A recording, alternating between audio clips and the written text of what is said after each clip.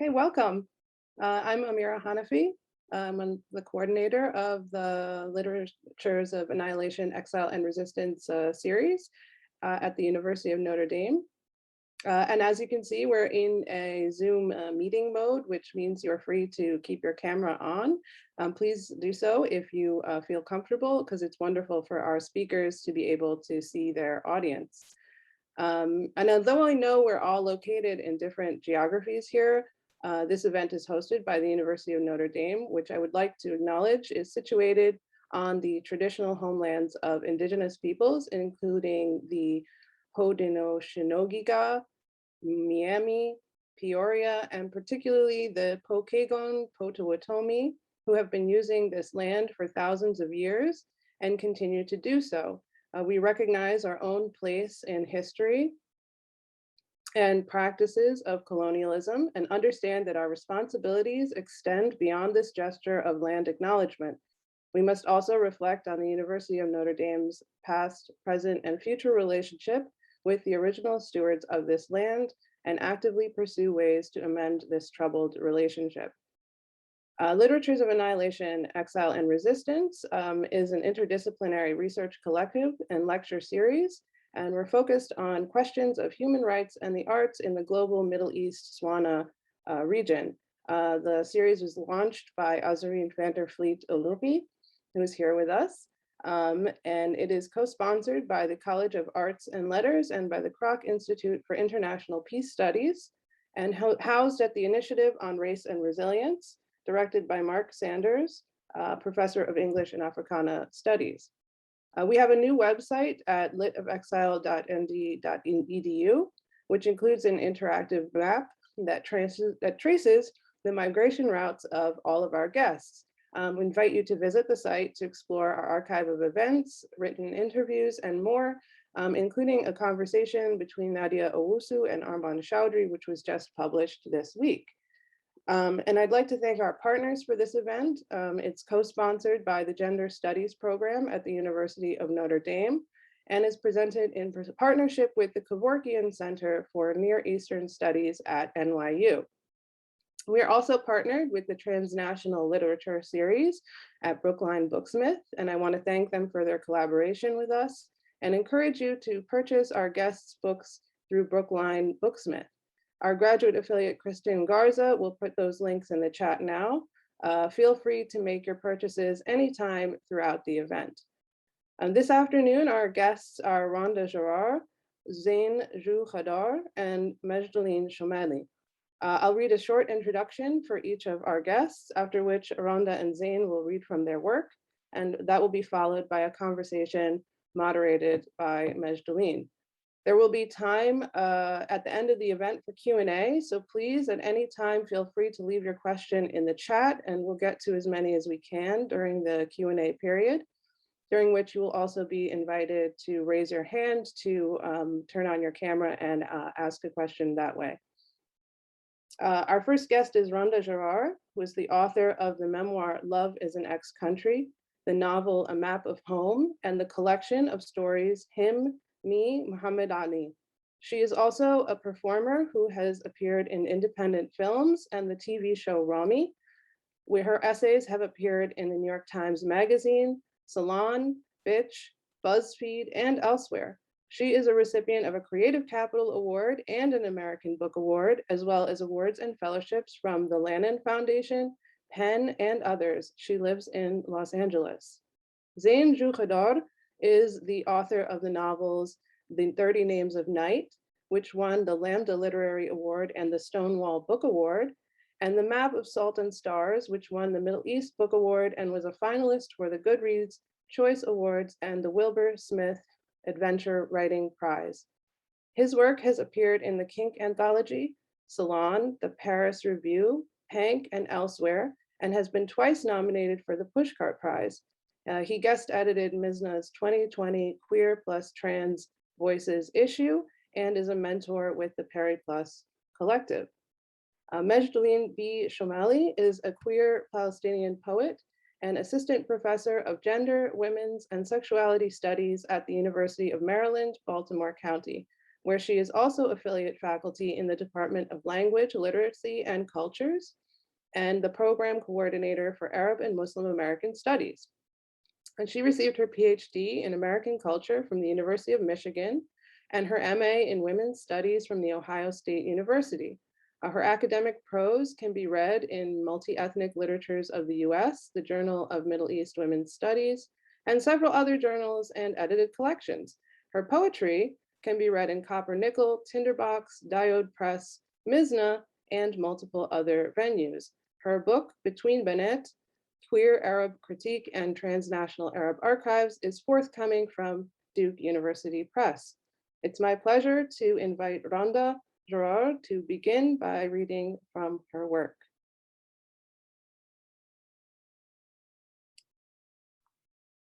Hi, everyone. Thank you so much for being here. I am going to read from my latest book, a memoir and essays called Love is an Ex-Country. I'm going to read, since this is a literature of annihilation's theme, I'm going to read a little bit about theft.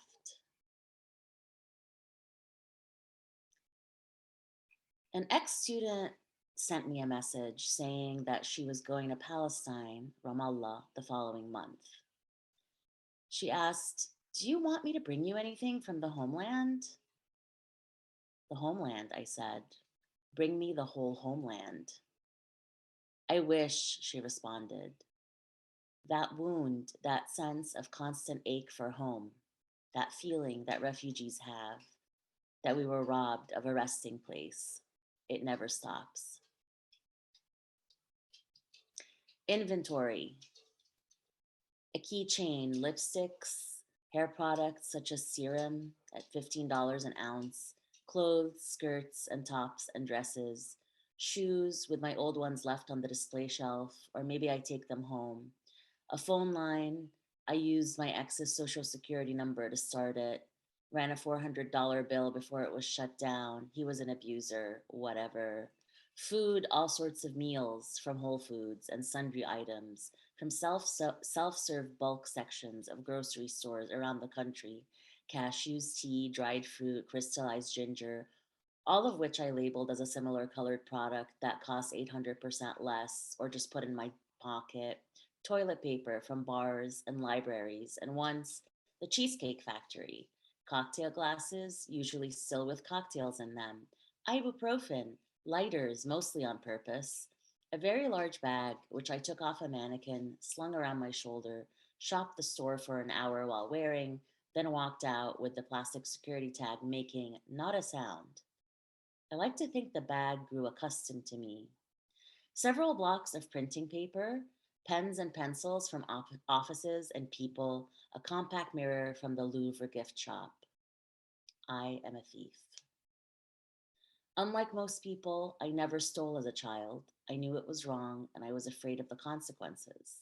It was important for me to be and to be seen as a good girl. Positive attention shown my direction when I received straight A's, when I spoke politely, when I followed rules. And then a war happened, the Gulf War, the expulsion of Palestinians, an already expelled group, from Kuwait happened. Our family moving to Connecticut happened. It was in Connecticut that I stole my very first thing. I had a job on the main avenue. The job was an independent body care shop where I shrink wrapped lotions for elderly women. The avenue was a long, multi block shopping street lined top to bottom with pricey restaurants and high end clothing stores. After work, I walked across the street to smoke a secret cigarette. I was 15 years old. Boys at school called me Tits, and girls called me Rhoda. After my cigarette, I would walk into a gift shop. There were toys and buttons and pens and mugs and keychains with American names on them. None of the keychains had my name. Nothing in all of the world here had my name. This meant I did not exist, which then meant that I was invisible, which led me to believe I could take whatever I wanted. So I took a blank keychain and I walked out. Nothing happened. No alarm sounded. I was thrilled and warmed all over until I realized I had no keys, no place of my own, and that the keychain was useless to me.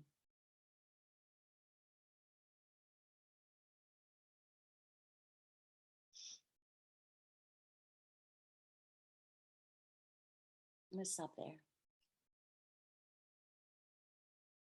Thank you, Rhonda. Zeyn, would you like to read for us now? Yeah, absolutely. Super excited to be here. Thanks so much for having us. Okay, so I'm going to read two shorter excerpts, both from my second novel, The 30 Names of Night. I'll read, the first one is from the opening, so it doesn't really need any introduction, and then I'll read something from the middle and I'll explain a little bit of the context. Okay, so here's from the opening. And the only thing that you can't see that maybe I'll try to show you is that the novel opens with the first chapter with the name of the narrator, that is their dead name or their his birth name scribbled out by hand. So you can see the scribble here. I like to show that to folks because it's an experience you don't really get when I'm reading it aloud. Okay, so 1. Tonight, 5 years to the day since I lost you. 48 white-throated sparrows fall from the sky. Tomorrow the papers will count and photograph them, arrange them on black garbage bags, and speculate on the causes of the blight. But for now, here on the roof of Teta's apartment building, the sheen of evening rain on the tar paper slicks the soles of my sneakers, and velvet arrows drop, one by one, from the autumn migration sweeping over Borum Hill. The sparrows thud onto the houses around me, old 3- and 4-story brownstones, generation homes with sculpted stoops, a handful recently bought from the families who have owned them for decades and gutted for resale. Nothing has stayed the way it was since you died, not even the way we grieve you. Downstairs in Teta's apartment, I've drawn the curtains, tucked Teta's glasses back into their drawer so that even if she wakes, she won't look down on this street dashed with dying birds. 5 years ago, when your absence stitched her mouth shut for weeks, I hid your collection of feathers, hid the preserved shells of robin's eggs, hid the specimens of bone. Each egg was its own shade of blue. I slipped them into a shoebox under my bed. When you were alive, the warmth of each shell held the thrill of possibility. I first learned to mix paint by matching the smooth turquoise of a heron's egg. First aqua, then celadon, then cooling the warmth of cadmium yellow with phthalo blue. When you died, Teta Kodatar, the self has passed away in the beloved. Tonight the sparrow's feathers are brushstrokes on the dark. This evening is its own witness, the birds' throats stars on the canvas of the night. They clap into cars and crash through skylights, thunk into steel trash cans with the lids off, slice through the branches of boxed-in ginkgos. Gravity snaps shut their wings. The evening's fog smears the city to blinding. Migrating birds, you used to say, the city's light can kill. A sparrow's beak strikes my hand and gashes my palm. I clutch the wound, the meat of my thumb dark with my own blood. You taught me a long time ago to identify the species by the yellow patches around their eyes, their black whiskers, their white throats, and their ivory crowns. You were the one who taught me to imitate their calls. Sam peebity, peebity, peebity. In your career as an ornithologist, you taught me 24 East Coast bird calls, things I thought you'd always be here to teach me. I reached down to scoop the sparrow from the rooftop with my bloodied hands. He weighs almost nothing. There is so much of you, and therefore of myself, that I will never know. Tomorrow, when the ghost of you enters my window with the smell of rain, I will tell you how, since you died, the birds have never left me. The sparrows are the most recent of a long chain of moments into which the birds, like you, have intruded. The red-tailed hawks perched on the fire escape above Sahadi's awning, or the female barred owl that alights on Borough Hall when I emerge from the subway. For all my prayers the night you died, the divine was nowhere to be found. The 48 white-throated sparrows that plummet from the sky are my only companions in grief tonight, the omen that keeps me from leaning out into the air. So I know, just read another little couple pages, I was going to read something from the middle, where the main character, who's trans and is in the process of choosing a new name, which is why the old name is scribbled out, is sort of dragged along by his best friend Sami to go dancing, and Sami doesn't know that the main character has a crush on him, and so there's a little bit of awkward romantic tension, let's say. So I'll just read a little piece of this part. On the nights when I've been dancing, which aren't many, I've always loved the girls I couldn't be. The ones with arms open, those sneaker dancing, thunderstorms in their blood girls whose soft wisdom was a flood. Sami and I roll up to the bar in Bed-Stuy, an unassuming building next to a masjid and a grocery store, blue neon buzzing in the window. Inside, televisions play music videos full of pastels and neon, and people in bright leather jackets, trucker caps, bangles and mesh, glitter and hair piled atop their heads fill the space. Someone slides past me in a purple mesh tank top and glitter eyeshadow. Couples make out in the back booths, sipping vodka or soda or some kind of blue concoction dreamed up by the bar staff. Sami pulls me onto the dance floor, and I don't protest, although I want to. I've become just like the white boys at middle school dances. The boys by the wall, earthbound boys, wing-severed boys with stiff bodies. There is nothing behind the door in my chest that should uncage the kind of feminine softness I should have. The kind you told me would settle into my chest and my hips. Don't dance, I yell to Sami above the music. Dancing is a myth, Sami says. Sami dips his chest and lifts his hands, and no, he is not dancing, but trying to fly. He is testing his body in the wind, feeling the weight and breadth of it. My heart is a new bird throwing itself against the space he is taking up. There are no long-legged white girls around us, no pale, over-cologne boys snicker flirting with the bartender.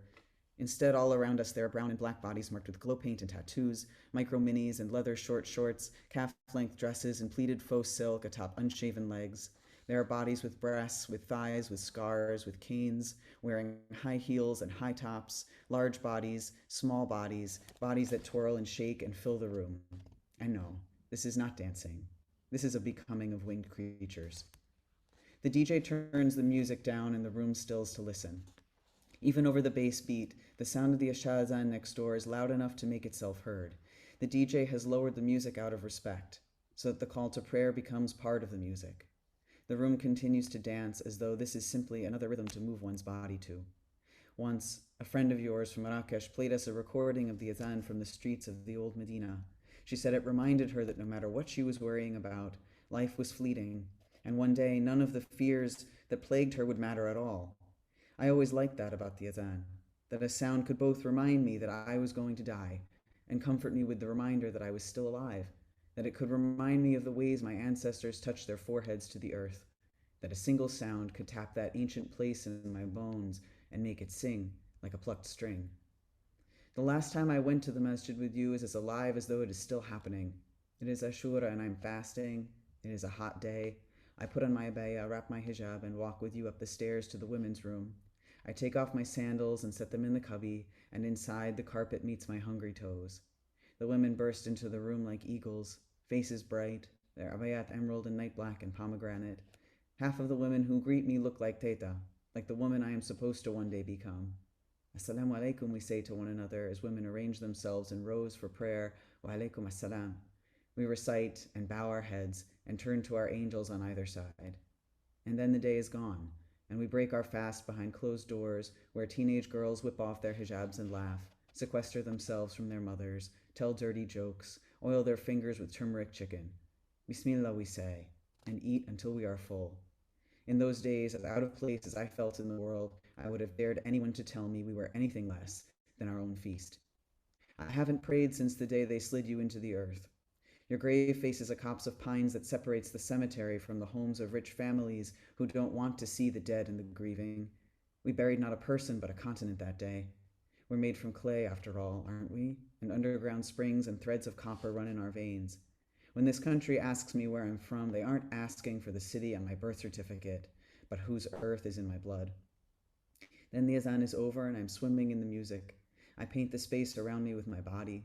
I think of the last time I used my hands to make something beautiful. As long as my body was not for myself, I stopped allowing myself the luxury of wanting. But here in this space that smells of sweat and sage and cigarette smoke, anything seems possible, even desire. Sami curves his back, his knees, his neck. He is beautiful, and I'm still in love with him, and this is not a mistake. I bend and untangle and step out of my body, lightening myself into this swollen room where boys like me are arcing and vaulting our unruly bodies, shaking the wet newness from our wings. I'll stop there. Thanks so much.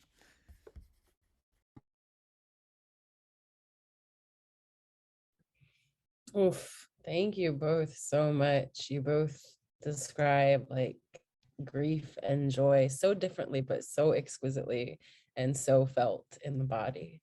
So thank you both for those beautiful readings. Hi, everybody. Also, I'm Mejdulene. Really excited to be here. Thank you for having me. I'm going to ask just a few questions about some of the themes in the work and the theme of the event, and then we'll open it up to audience questions. If you want to drop your question in the chat at any time, I'll keep a queue, or you can just wait till we call for questions and, we can unmute mics and stuff like that. So the first question I wanted to ask is about the theme of exile, which is part of the theme of the event series, Annihilation and Exile. And in both of the readings that you just did, you talked about the process of finding or looking for or making home. In Ra's piece, more about the home around us that is sort of hostile and maybe not receptive. And then in Zeyn's piece about sort of making home in one's body or finding it there. So I kind of wanted to invite you to talk about the process of making home and its relationship to exile, given the multiple sort of transnational movements and kinds of remaking that you do both personally and in your work.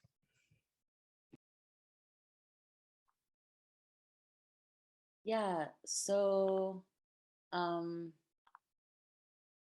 it's hard to not take this question like super, super personally too, because like, I'm literally right now in a home that my landlord just listed for sale. And I've been living here for 4 years. I'm on Tongva land in East LA. This particular area that I live in was the last colonized part of LA. And even then, when it was colonized, it was settled by Jewish refugees, and then became after that a home to Mexican families, Latinx people. And as someone who lives here, I'm surrounded by coyotes and crows. I'm surrounded basically by these incredible animals who have been here, way before any of us, right? So, and someone told me recently that crows have a photographic memory. So who knows how many centuries worth of like amazing information these crows have been, have had and have like gifted or passed along to their baby crows and baby birds. Um, but yeah, all this is to say like the fact that, I'm going to be displaced again. And not only am I going to be displaced, but I'm expected by law to let people come into my house and look at it. And yesterday I had a lover here, and she, you know, just stepped on a step wrong and the step broke off. And I just thought it was incredible because I was like, look at the ways that love actually protects us. Now that the step is broken, people can't come look at my house because it's unsafe. Um, so yeah, it's like being someone who is constantly exiled and refugeed and doesn't have a space, of my own because I am a first generation immigrant. I can't afford to own any property in LA, nor do I feel comfortable owning property in a country where like none of this property is actually anyone's rightfully. It should be belong to the land.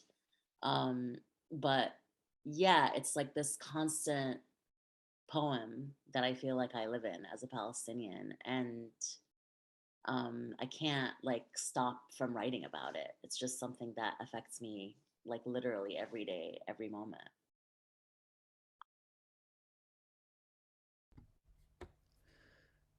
Oh, yeah, it's a really hard question to answer. I feel like the first thing that kind of comes to mind for me is the other day I was actually having a conversation with a loved one of mine about the concept of watan or like watani, like like what is my sort of homeland or my country or my place, and a place where you kind of belong, and the ways that that sort of so often gets defined for us. We specifically, I and this love when we're talking about our relationship to Syria, and talking about how, people be like, well, but like Syria is like, that's where you come from, or that's your homeland in some sense. And we both were like, well, but that's not where we grew up. That's not the place where we have like the vast majority of our memories. That's not the place where we have the most sort of links. Which is not to say that we don't have a relationship of love with that place, but that it's really, really complicated. And that so often, we're sort of denied access to that complicated relationship. That sometimes, I don't know that I would define myself as someone who lives in exile, but as someone who grew up in diaspora, as someone who, um, you know, comes from several different places, and also primarily lives in places where I don't necessarily feel that the place loves me back. I feel like a lot of the time it can be very hard to have your relationship with a place sort of defined for you, which I think also touches on what I was saying in a number of different ways. But that like so often, we are sort of either our relationship to place is defined by being displaced or being pushed out of a place, or by whether that's by gentrification or whether it's by colonialism or by war or whatever, or it's even if it's sort of metaphorical, that even when we're talking about a place, that we're sort of expected to have a certain kind of relationship with that place, and we're not sort of allowed to question that, or just to have complicated feelings about that. So I don't know how to answer this, I suppose, except to say that I also was thinking about something Ra said the other day about calling your body home, that your body can be a place you can call home. And I think that's maybe as I get older, something that just resonates with me more and more, because so often the rest of it we don't really have a lot of control over. Yeah, I think in both of your comments, I hear this sort of uh, the way that home is like a continuing process. It's like it can't be a finite place, and to imagine it as a finite place is perhaps a luxury or a privilege that many kinds of folks with different kinds of bodies and different kinds of histories just cannot afford. But there also is a beauty in that. And I always sort of cringe when people talk about like the resilience, beauty as resilience or resilience as beauty, but there is a beauty in this sort of capacity to make home in oneself and to not have to rely on those sort of hostilities from outside. Um, your comments kind of led me to jump ahead in my question series, and I kind of wanted to talk about love, because you talked both a little bit about love, and you talked a little bit about the different kinds of love that you experience in the world, loved ones and lovers and animals and places. And I wanted to take that moment to sort of think about not heteronormative love and queer love, because a lot of the love forms you talked about feel to me against heteronormativity. Um, and I know that for me, queer love has like changed how I navigate and receive intimacy. And so I wanted to ask you to talk a little bit about your vision of queer love and love, maybe love more generally if queer love doesn't hit it for you, and how it expands our avenues of resistance, but also existence and joy. I love that. Yeah. I feel like, Arundhati Roy talking about how this time, especially when she wrote that essay during the beginning of pandemic, how this time is a portal. This is an opportunity for us to, create a new world, and or to kind of renegotiate like what we hold, normative or normal in the world. Um, and like as a queer person who practiced polyamory for a long time, I really didn't, I really believed in non-hierarchical forms of love, and that to me was queer love and is queer love. I mean, it became complicated during pandemic because hierarchies you know, it turned out there actually are hierarchies and people have primary partners and they didn't want to get them sick. And so your girl right here was not getting the kind of release, shall we say, that I'm used to pre-pandemic. And so I feel like that changed a lot of how I started thinking about, you know, non-hierarchical relationships and queer love and the ways that we can take, basically we live in a world that won't let us that constantly fights our vision for that love, whether it be because of pharmaceutical companies or hegemonic, you know, political structures or imperialism or whatever it is, right? Like it's always going to stand against the kind of expansive vision we can have for queer love. And so it's like this daily thing we have to fight for. Um, so yeah, my vision for queer love is just the more we can spread the word to these normies, the better. Like I feel that queer love can liberate all of us. So all of us, regardless of how we identify. Um, yeah, and like I'm ready to do that work, and I just hope that, you know, at some point most people will. That's such a good answer. Oh, well, I mean, there's so many ways to answer this. I have a lot of thoughts. I think, one thing that I was thinking about as I was thinking about this question was that I was thinking back to I kind of can't believe I'm going to talk about this. I was thinking back to like my time before I came out, before I transitioned, when I was sort of presenting in the world as like, I mean, I was already out as queer, as bisexual, but like I was in a relationship in which I was being read as like a straight cis woman, nothing sort of to upset heteronormativity and like a lot of people in my life at the time were sort of very happy with that and invested in that, and thinking to how different my relationships are now, not just romantic relationships, but my relationships with everyone in my life since I've come out as trans and being in the relationship that I have now, the romantic relationship I have now, and how I just feel this like huge sense of relief that I think, I mean, I also don't want to like over romanticize because life is really hard in a lot of ways, in ways that it wasn't for sure. But also, like, I really think that the biggest thing that I've gained is probably just a sense of freedom from having to have maps for what my relationships are supposed to look like both romantic relationships and platonic relationships too. Like, I feel like people don't always know how to sort of interact with you when you don't fall into those expected categories. At least cis straight people definitely don't.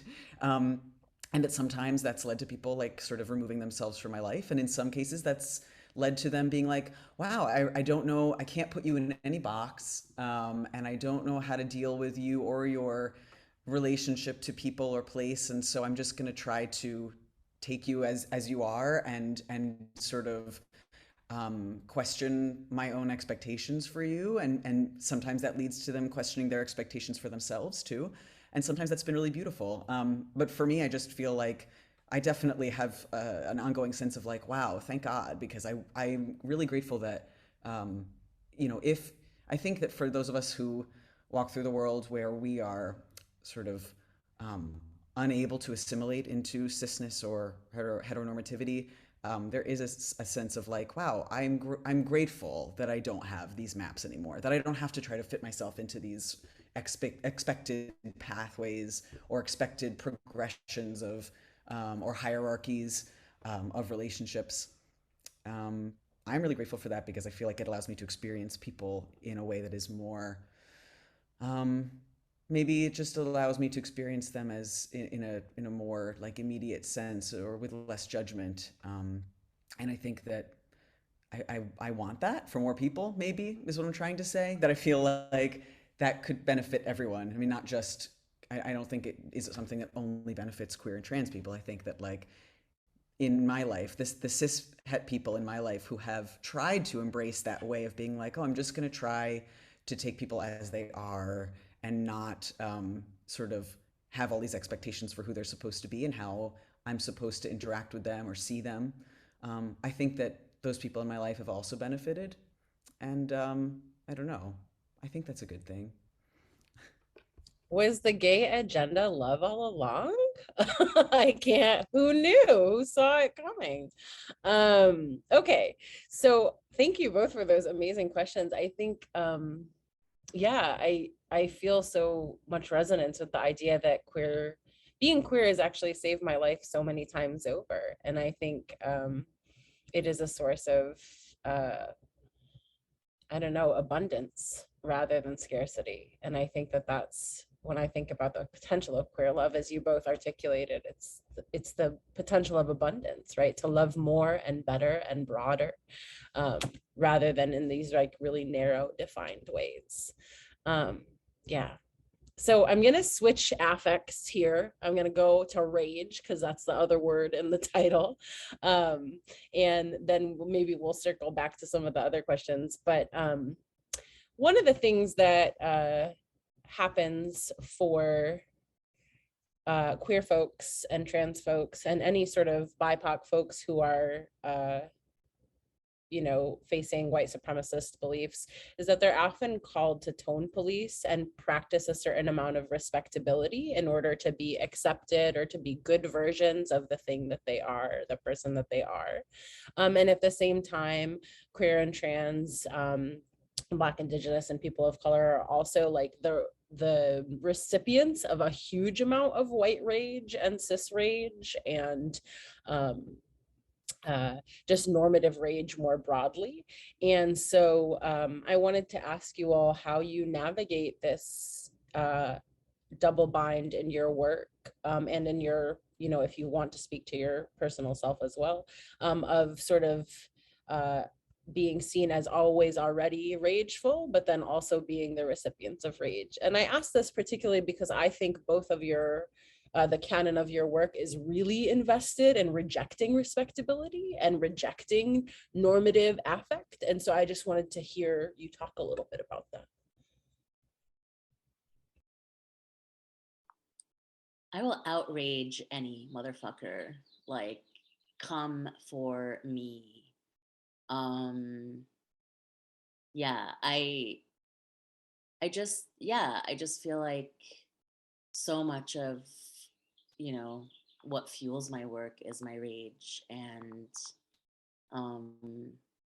as also as someone who's been in academia, for 20 plus years, right? And who's been a professor for 12 of those, like, seeing the ways that the academy and those who benefit the most from its structures view, those of us who don't benefit from its structures as rageful. Like, we're the rageful. You're so angry, Randa. You're so angry. Why are you so angry? Why is Ra always angry? And it's like, well, like, how can you not be? But I feel that, like, there's definitely a punitive aspect to being angry. And there are a lot of disgusting human beings in the world. And especially now not especially now, always there have been, but there's now like an emboldened thing going on with professor watch lists and groups of people who think that,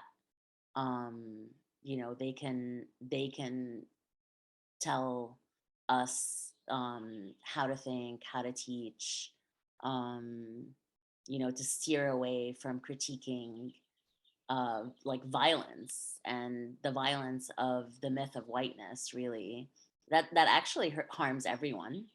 And so much of my work is, so much of what I want to do is connected to that sense of rage, but for me, it's always twinned with like this, with pleasure and the seeking of pleasure and the seeking of relief and release from a world that makes us rageful. I'm working on a short film that I'm in post production for, that I made, that is really about like these queers gathering for a play party, but like we're all just very angry at this play party because it's the first play party since pandemic, and we're just like, wow, this world sucks.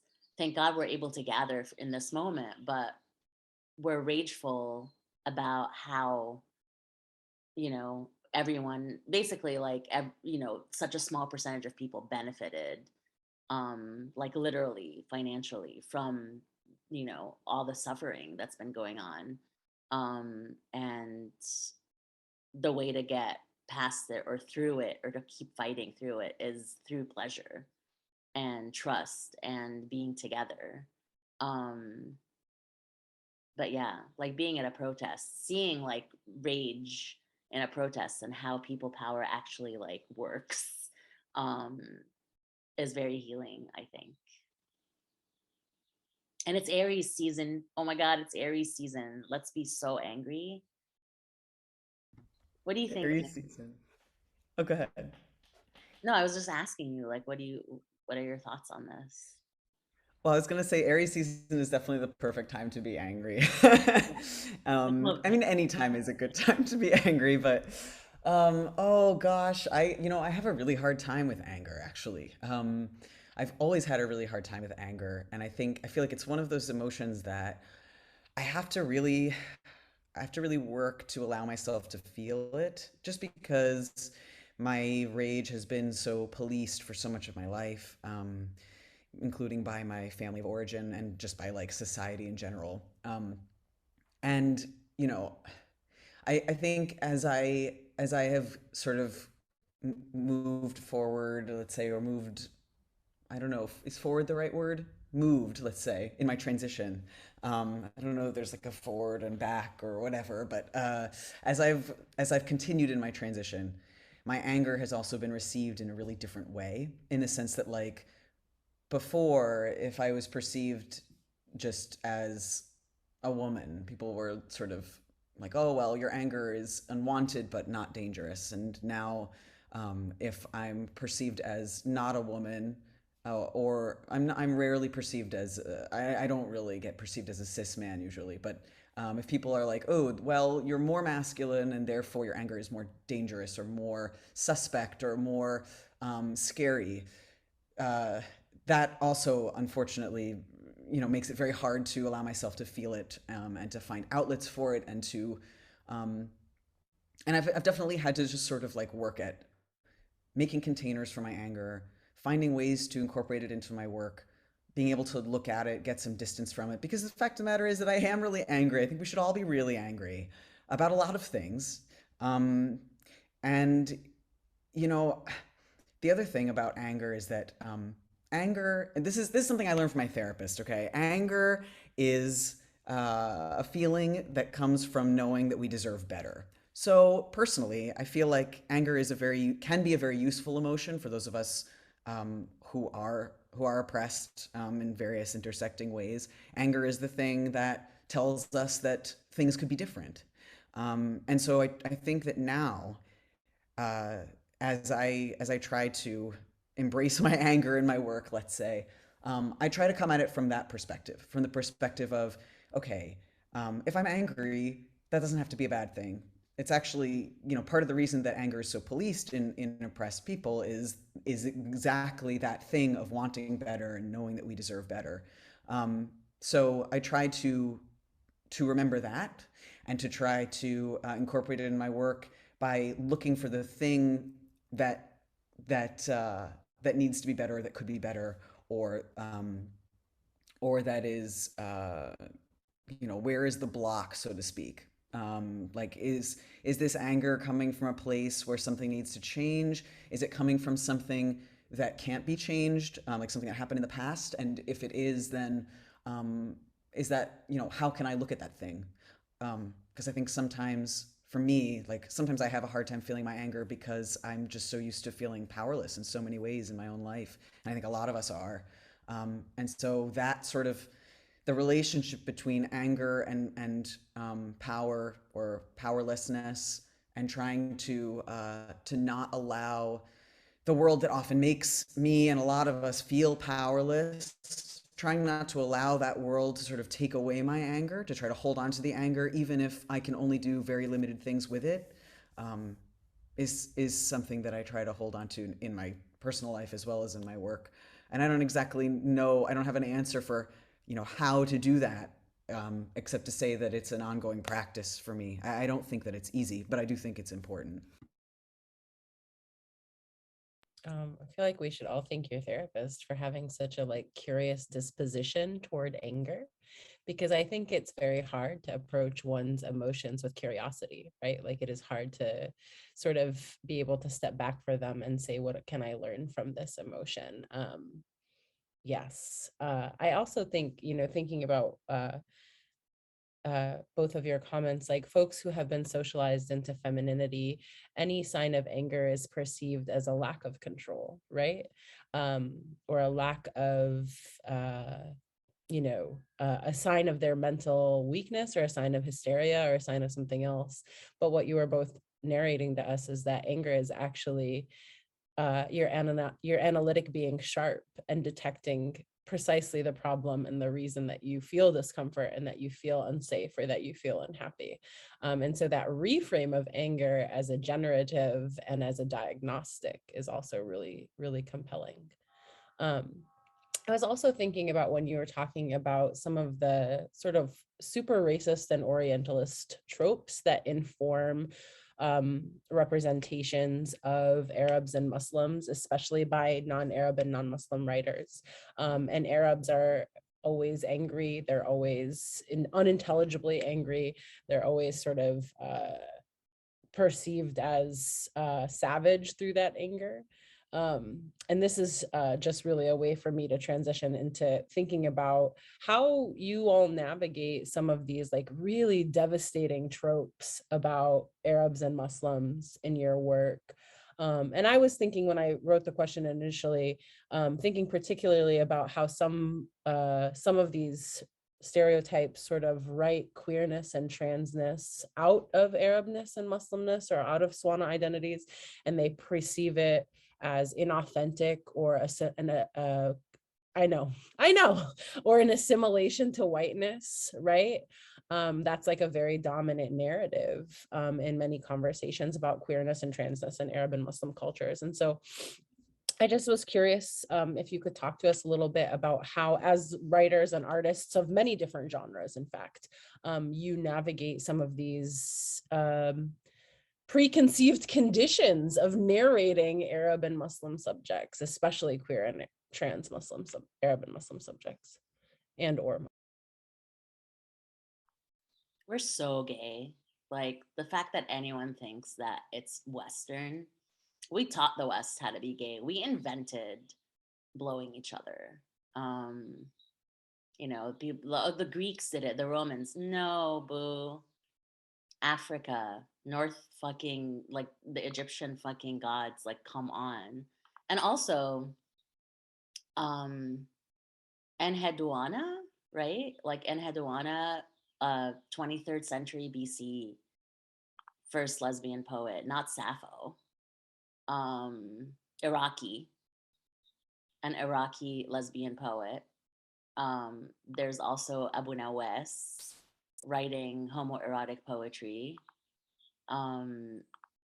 We come from such a huge long line of queers and gays. Yeah, and it's really, to me, whenever someone tweets at me or to my friends, like, you can't be Muslim and gay, just pick one and move on. And I'm like, oh, I'm sorry, are you like the gatekeeper of who gets to be both? Oh, no, I like completely refuse that and reject it, because my interpretation of Islam as someone who's been a Muslim her entire life is that we're supposed to protect the most vulnerable populations among us. We're supposed to protect each other. So to come at someone who is experiencing oppression as a queer person in the Ummah or in Islam, you're actually being a bad Muslim by not protecting me or including me or loving me. Um, so yeah, I think that that causes issues for people who just can't. They've so bought in to the myth that the West has tried to teach, or that the West has tried to erase our queerness from our histories. Um, and I just, yeah, I'm gonna, that's like such a huge part of my creative project, is to just continuously disrupt that idea. It's part of like such a long history, you know? Our ancestors gave us this. It's a gift. And I love that you pointed out that it is a Western project to erase that lineage. And so part of your work as an artist is to be like, actually, no, let me lay it out for you. It is ours, and you can't take it away from me. Exactly. I love that. Absolutely. And you know, and this is like this is also a much bigger sort of conversation that I'm not going to be able to sum up in, you know, a 30-second thing, but I think a lot of the time too about how like whiteness defines um, you know, womanhood and manhood and heterosexuality based on itself also. So like we're all like, by not being white, we're all already queer anyway. Like we're all like, if you are not white, then you're already failing at being a man or a woman anyway. So who cares? I don't, and on one level, and also like I think a lot about Jasbir Kapoor's work on like the queer terrorist and like the ways that that like Arab masculinity or Muslim masculinity is already seen to be a failure of masculinity or to be queer or incorrect in some way. And I try, you know, I don't like some to some extent like it helps me to just to know that like other people are like thinking about this and there's a name for these things. And also like when I step out of my door in the morning or whatever, or I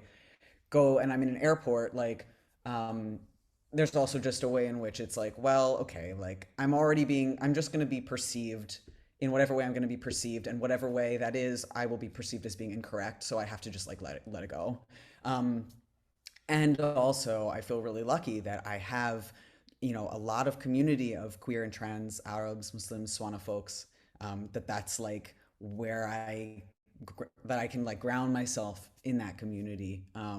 And I feel like that's where I've learned how to, you know, I've learned my, let's say, like languages of embodiment of like where how I feel comfortable in my body, what it even means to be queer, kinds of queerness, from those people in my life. Like I definitely felt, you know, growing up, especially like seeing queer white people, I didn't feel that I could recognize myself in any of the ways that they showed up in the world. And I didn't understand for a long time that it was because of their whiteness that there was like a block for me. And now I do. And now by seeing other queer and trans Arab people and Swana people, I was able to understand, oh, okay, like it's just we are with our bodies speaking another language, so to speak. Like we have different histories. We even, you know, even just the fact of the way that like the words queer and trans are often left in English when we write or speak in Arabic is a way of like pushing us out. Where there are other words, but also like, you know, how much of the time do we like, you know, just like in English, actually, like we have to reclaim certain words that were slurs or are slurs, or we have to work at it. We have to figure out how how to have language for what we are, and how to talk about ourselves without being sort of pushed back into a colonial language. And these are all, like I said, these are all like ongoing conversations and processes that are going to take a long time. But people are, you know, doing those things and talking about them. I also talked about some of this in my forward for Mizna. I was thinking about that. But just to say that, like, you know, there's the way that we push back against sort of getting framed as being other or outside, and then there's also just just the fact that like when I wake up in the morning, like I exist. So all of these things are happening and present in my body all the time. So it's like, yeah, people can say whatever they want or frame me however they want, but like they can't like negate the fact that we just exist and live and love each other and are and like support each other. That's they can't take that away from us, you know? Yeah. Existence is resistance, right? For some folks. And there's a great deal of joy in that existence too. And I just wanted to touch very briefly on something else that you said, which is that like when you found other queer and trans folks of color, that you know that was a certain, I know you didn't use this language, but it sounded like a certain coming home. And so there is a home in the self and there's a home in people, right? Like there's a home in the people that you love and the people who love you back. And I think that is so powerful. And that when I read both of your work and I see the relationships of love between the characters, I think that that's one of the things that has always stuck with me the most, is the way that you write love between people and how that is the home that comes out of these many transitions, because in both of your works your people move around a lot. There is a lot of mapping, there's a lot of movement, and so it always comes back to the person. And I think that that's what I learned from you both very much. I think that brings us to the time of the hour where we want to invite audience questions. So if you want to ask a question, you can raise your hand, you can type the question in the box, and I can call on you or read the question for you, whatever you prefer.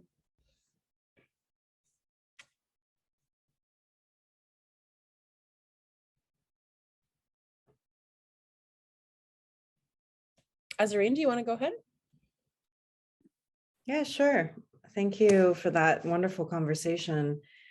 I have one quick comment, just coming back to the idea of mapping and the home being the body. I just really wanted to say I appreciated that conversation so much. And I think just even finding queer family and chosen family different structures for support is a form of countermapping, in my opinion, and a form of resistance and just a new way of loving and navigating through the world that has been transformative for me. And it definitely influences just the way that I think about the boundaries of the novel and the possibilities of fiction, right? Because it's all these are forms of invention and futurity.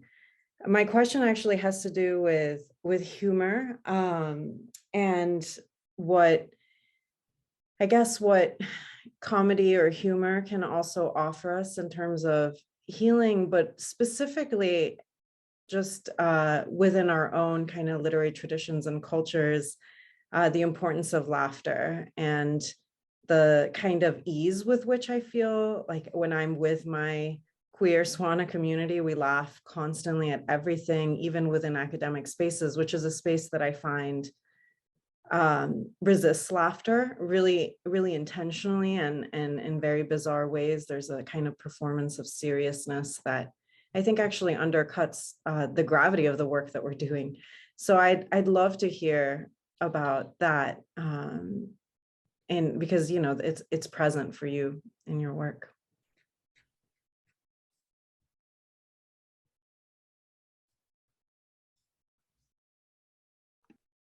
I think that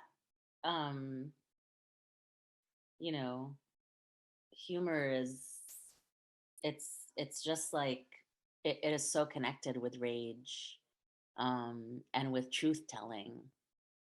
And if anything, it's like the sugar that makes the medicine go down, right? Like it's why we had court jesters. Like we just need, like as people, we need to laugh to keep from dying, And it's just so absurd. Like all of the structures that exist to benefit the very few people at the top are so absurd when we think about them. The fact that we are, human beings that, you know, I don't know, just that we're created from cum, like that's just hilarious to me. Like what? Um And yeah, humor as resistance is really great. And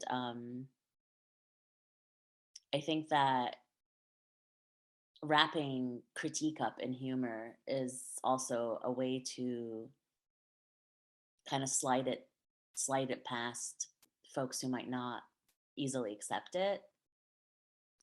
Um, yeah, I just, to me, it's such a huge part of how I like to write. And um, I think it's also wrapped up in a lot of pain. I think that the laughing to keep from dying thing is real. Like, we need we need to be able to find levity in the suffering that we're constantly, being put through. Um, yeah. I agree with all of that. And I think that humor, I feel like, at least for me, I feel like humor requires a great deal of self knowledge, um, aliveness, and awareness in a way that, at least for me, until pretty recently, until I really, until really until I like started transitioning and was more in touch with myself. I feel like humor was really not accessible to me. I found it very, very difficult to engage with in my own work. And I don't know if that's because I felt that I needed to be serious to be taken seriously, or if I was just so because I was very dissociated for decades until I started transitioning. And I think that when you're that out of touch with your own emotions, like that's a survival mechanism. Like that allowed me to stay alive. Like I needed, that's my body and mind sort of did that for me to be like, let's keep you alive. And now that I'm, no longer in so much pain and still alive, that dissociation has eased up, especially being on testosterone. And I feel like now I'm finally able to sort of pay attention in a way that I wasn't able to before, both to myself and to other people. And I find that people are hilarious and ridiculous, and also I am hilarious and ridiculous, especially like, and also like walking in the world being perceived as trans or at least gender nonconforming, and being, so often treated like crap because people view me as ridiculous, and being able to like get in touch with that and being like, okay, and like, yeah, I'm ridiculous. Everyone's ridiculous. We're all like completely absurd. Existence is absurd. Bodies are absurd. Like, we have to be able to laugh at that. But it's only now that I can laugh at that. And I kind of feel like that embrace of absurdity or ridiculousness is a part of my work lately, at least, in a way that it wasn't before. And I feel like partly that's, that I'm in less pain, and partly that's also just an acceptance that, like, this is, I'm not trying to like get out of the pain that remains anymore. I'm not trying to find an escape from it. I'm sort of, the way that I look at the world now is sort of like, well, and this is actually something that a trans activist named Porpora Macasciano, who's Italian, I met her a few years back, and she actually told me this, and I've sort of carried it with me ever since, which is to say that, like, sometimes trans people can be lured into this way of thinking of like, well, you go through this sort of valley of uncertainty, and then you sort of come out the other side, and you pass for cis, and you assimilate, and then you're safe. And that's not, we should, well, one, someone's always going to be in that valley, even if you yourself are not.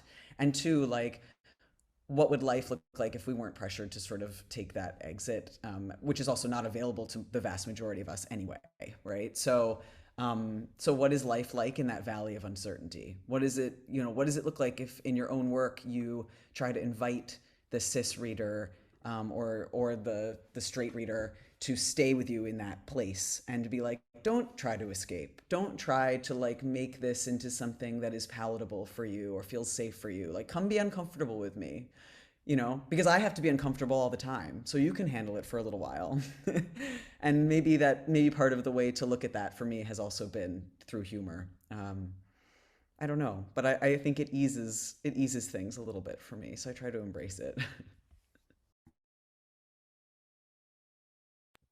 I really love that you both highlighted the vulnerability that humor requires. Like the sort of, we sort of think of humor as this sort of performative or like, you know, like a hamminess, right? Or like a joke telling, but it's actually like really central to narrative structure, of course, but then it also requires a great deal of vulnerability. And you were both have been, even over the course of this conversation, vulnerable and sharing like really personal truths about your experiences. And that is essential to humor as well.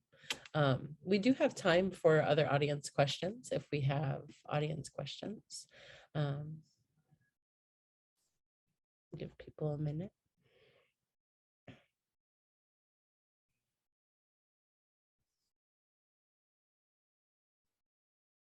I can't tell, Frank, if you have your hand up or if that's something else that's happening.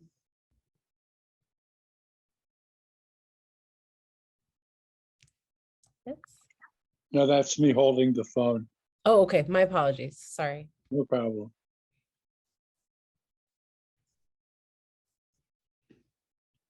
If we don't have audience questions, I do have one question that we could end with for the event. Is that okay for folks? All right.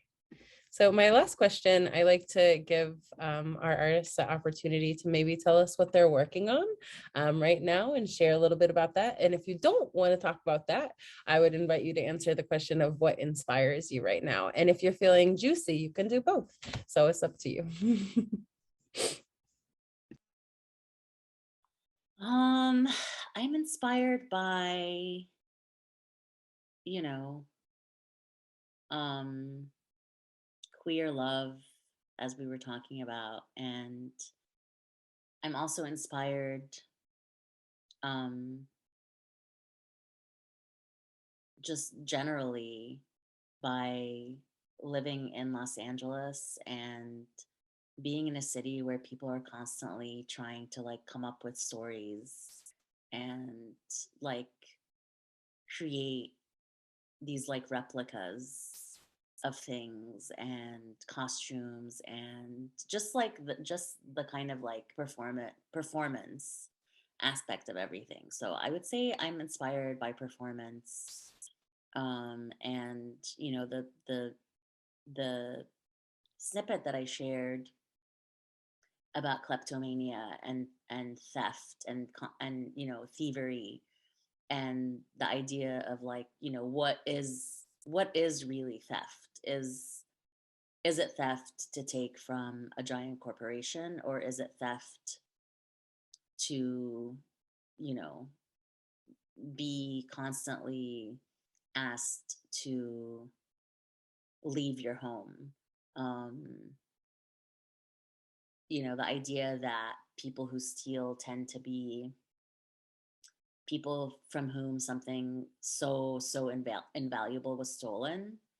That relationship is really interesting to me. So I just, yeah, I'm writing about that a lot. And I feel like I have like 3 projects at least going at any one time. So but I do have like edits due in like a week. I'm doing a little bit of an expanded version of my memoir for the paperback, so that's what I'm working on right now. um yeah, I'm excited to hear what Zayn's working on. I'm always vibing that, and I want to hear more about the visual art that he's been making. Oh, thank you. I'm excited for the extended version of the memoir. Which, by the way, I wanted to say I tried to have them here, but my partner was able to find the Italian translation of both A Map of Home and Him, Me, Muhammad Ali. So they're Amazing. not in my apartment right now, but we have them, which is That's awesome. exciting. Thank you. Yeah. What am I working? Well, so I recently got back actually from Corsica, which is, so I'm on the island of Sardinia, which is my partner works here. And so we're here half the time, or I'm here half the time. And Corsica is one island up from us. And we had a solo show that we collaborated on. My partner's a visual artist. And we collaborated on this show that just opened in Corsica at the main museum called the Frac last week. And that was kind of a wild ride because I had never had the experience of setting up an art show for it's going to be a 3-month run, but like the process of installing a show and making things with your hands, like, you know, for something that's site specific, 'cause a lot of things had to be built on site. That was all a new experience, but it was also really cool because while there were written components to some of the pieces that I contributed, some of the works I made for the show, which you can see on Instagram. Actually, I've been posting there about them. But a lot of the things were like, okay, we have, maybe there's work I had been doing that had been written, or there was research that we had been, you know, that we had been conducting that was mostly reading, but then to take the words and make them into something else to give the audience like a sensory or a visual experience was really cool. Like, basically the show, it's called, the English translation is the Atlas of Marvels, Atlas al-Gharaib, or L'Atlante di Meraviglia in Corsican. And we combined, we basically tried to decenter English, first of all, and combine Arabic and Corsican as the 2 primary languages, which was really cool. And it's all about like sort of alternative versions of the night sky and like legends around the night sky in the lands around the Mediterranean. And so some of that is like fragmented stories, but the whole show is basically a fragmented manuscript. And some of the fragments are like images or sculptures or videos and different kinds of installations. We built things with iron and with concrete, and it was really fun. And also, like, I found that really inspiring to be able to escape the written word sometimes. Like, sometimes I need to do that. I don't know. I feel like that's, as a practice, is I don't know, it can be really refreshing, let's say. So that has been really, really fun. And now that that's kind of, you know, the show is open and people can visit it, and I no longer have to like build things, I'm actually working on revising a novel that's still kind of under wraps, but that I'm in like a middle draft of, which is a sci-fi novel with essentially an all trans cast. It's very different from what I've done before, but I'm really psyched about it. And I wish that I could say more, but I probably shouldn't. So. This is very excited. Both the expanded memoir, the sci-fi work, the genre bending work that you both do. If we had infinite time, I would ask you about some of the ways that you participate in so many multimedia and multidisciplinary arts, and how that works for you. So I'm glad that you were both able to speak a little bit to that, and the idea that the visual offers a relief from the textual. I really love that. I do think, however, we are at around time. Is that right, Amira? So I just want to thank you both for sharing your work with us, for responding to my questions, and for being so gracious and generous with your responses. I also want to thank Amira and Azareen for hosting us, and to all of everybody who attended. So thank you all so much. Thank you. Thank you so much for having us. Thank you for being here.